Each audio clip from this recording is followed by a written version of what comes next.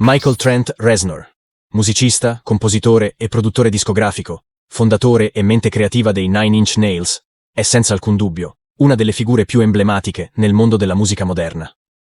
Tra i pionieri dell'industrial rock, e ne è conferma il debutto discografico del 1989, Pretty Hate Machine, pietra miliare del genere, a cui è seguito The Downward Spiral, considerato uno degli album più significativi e influenti degli anni 90, nonché il capolavoro dei Nine Inch Nails.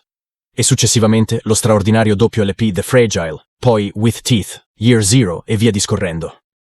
Album registrati con la band, che in realtà costituiscono solo una piccola parte dei numerosi lavori del polistrumentista americano, ammirato come uno degli artisti più innovativi e versatili del panorama musicale mondiale. Tra collaborazioni con figure di spicco come David Bowie, nomination e premi ai Grammy Awards e addirittura Oscar, performance dal vivo uniche e tour incredibili, colonne sonore per film e persino videogiochi, in questo video andremo a scoprire alcune curiosità di quella che possiamo tranquillamente definire come una vera e propria leggenda vivente.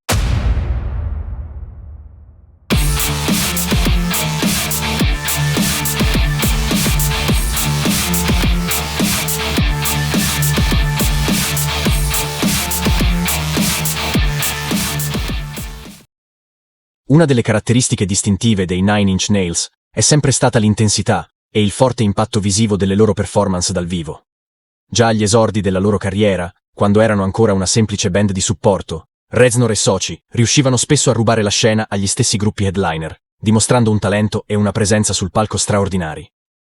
Questo avvenne già nel 1991, al primissimo festival del Lollapalooza, dove divisero il palco con band come Jane's Addiction e Siouxsie and the Banshees. E nel 1994, allo storico evento di Woodstock, dove i Nine Inch Nails, freschi dell'uscita di The Downward Spiral, furono protagonisti di uno dei concerti più iconici e memorabili di sempre. La band si presentò a sorpresa sul palco, completamente ricoperta di fango, proprio come i circa 500.000 spettatori che avevano affrontato un improvviso acquazzone durante l'evento. La loro esibizione fu caratterizzata da un'energia intensa e cruda, che si adattava perfettamente all'atmosfera del festival, trasformando le difficili condizioni atmosferiche in un elemento distintivo dello spettacolo. Brani come Closer, Terrible Lie, Wish e Head Like a Hole furono eseguiti con una potenza travolgente, esaltando un pubblico che entrò immediatamente in perfetta sintonia con la band. Non a caso, infatti, nonostante la presenza di band leggendarie come Metallica, The Cranberries, Green Day, Rollins Band, Aphex Twin, Red Hot Chili Peppers, Aerosmith e Bob Dylan, il Woodstock del 1994, organizzato per festeggiare l'anniversario dei 25 anni, è ancora oggi ricordato come il Woodstock dei Nine Inch Nails. La prima apparizione in televisione di Trent Reznor avvenne nel 1987 durante la trasmissione I'm Cleveland, condotta da Scott Newell. All'epoca, Reznor, ancora ventenne, si esibì dal vivo con una band synth-pop di amici di Cleveland chiamata Slam Bamboo, con cui incise anche 2 singoli su vinile da 45 giri, House on Fire e White Lies. Il primo singolo pubblicato invece sotto il nome di Nine Inch Nails fu la canzone Down in It. Questo è stato il primo brano scritto da Trent Reznor e venne pubblicato inizialmente solo in versione vinile, con una copertina che richiamava quella dell'album Unknown Pleasures dei Joy Division, di cui Reznor si è sempre dichiarato grande ammiratore. Il singolo attirò anche l'attenzione dell'FBI a causa di un incredibile equivoco nato durante le registrazioni del video promozionale. Il tutto avvenne nel 1989, l'anno appunto, dell'uscita dell'album di debutto Pretty Hate Machine. Robert Reed, un contadino di Burr Oak nel Michigan, notò un gruppo di oggetti sospesi nell'aria sopra la sua fattoria. Avvicinandosi, scoprì che si trattava di palloni meteorologici collegati a una telecamera Super 8.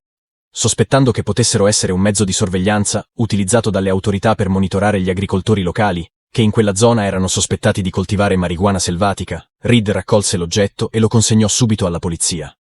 La polizia di East Lansing sviluppò il filmato, rivelando una scena scioccante: un uomo morto con una sostanza insolita sul viso, sorvegliato da 2 uomini minacciosi vestiti di pelle, mentre una terza figura fuggiva. Analizzando attentamente il filmato, gli agenti identificarono le luci del sistema ferroviario sopraelevato di Chicago, situato a 200 miglia di distanza, e contattarono immediatamente l'FBI per ulteriori indagini. Le ricerche durarono per circa 2 anni, fino a quando l'FBI decise di condividere pubblicamente le foto del video e della presunta vittima. A quel punto, un giovane studente d'arte riconobbe il frontman dei Nine Inch Nails e informò la polizia che la scena era tratta dal video musicale Down in It, trasmesso all'epoca su MTV. Contattato dagli agenti, Trent Reznor spiegò l'equivoco. Per ottenere riprese dall'alto nel video musicale, lui e il suo entourage avevano deciso di utilizzare palloni meteorologici come soluzione economica fai da te, poiché il prezzo per l'affitto di una gru era decisamente troppo costoso e al di là del loro budget. Tuttavia, durante le riprese, le corde attaccate ai palloncini che Reznor teneva in mano si spezzarono, facendo volare via la telecamera che finì poi a miglia di distanza, nelle mani del contadino di Burr Oak. Una volta chiarita la situazione e scoperto che non si trattava di un video snuff né tantomeno di un omicidio, il caso venne chiuso. A testimonianza delle doti, del talento e dell'ammirazione che Trent Reznor suscita nel mondo della musica, vi sono le numerose collaborazioni che ha avuto e continua ad avere con band e artisti di diversi generi. Tra le più significative, spicca il profondo rapporto di stima reciproca e amicizia avuto con l'oramai purtroppo scomparso Duca Bianco, David Bowie.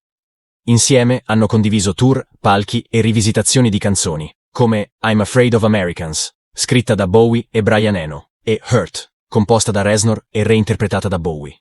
Canzone quest'ultima, che tra l'altro vanta anche una celebre cover di Johnny Cash. Ma oltre ai lavori svolti con il leggendario artista inglese, Reznor ha partecipato, prodotto, remixato e suonato con musicisti e band del calibro di Queens of the Stone Age, Dave Grohl, Peter Murphy, Puscifer, Pigface, Tori Amos, Marilyn Manson, Dr. Dre, Megadeth, Saul Williams e molte altre figure di spicco della scena musicale internazionale. Con Atticus Ross, invece, sua ormai consolidata anima gemella nel mondo della musica, Reznor ha composto colonne sonore per numerosi film. Tra questi spicca The Social Network, con cui hanno addirittura vinto un Oscar, insieme ad altri lavori per pellicole come The Girl with the Dragon Tattoo, Gone Girl, Soul, Challengers e molti altri, compresi documentari per National Geographic. Canzoni come la cover dei Nine Inch Nails di Dead Souls dei Joy Division finirono invece nella colonna sonora del primo leggendario Corvo, con Brandon Lee, mentre Burn, pezzo presente in Downward Spiral, venne scelta per il film Natural Born Killers. Oltre a tutto questo, c'è anche una piccola chicca per i nerd. Reznor ha inciso la colonna sonora per il leggendario videogioco Quake e ha realizzato un tema per quella di Call of Duty Black Ops 2. Da oltre 35 anni, l'inesauribile fonte di ispirazione, innovazione e passione dell'artista americano continua inesorabilmente a regalarci nuove emozioni e capolavori senza fine. Sia che si sia fan dei Nine Inch Nails o meno, al giorno d'oggi è praticamente impossibile in qualche modo non imbattersi in un pezzo, una colonna sonora o una collaborazione di Reznor. Il suo impatto sulla cultura musicale, la sua straordinaria creatività e innovazione lo collocano meritatamente tra gli artisti più geniali del panorama musicale mondiale.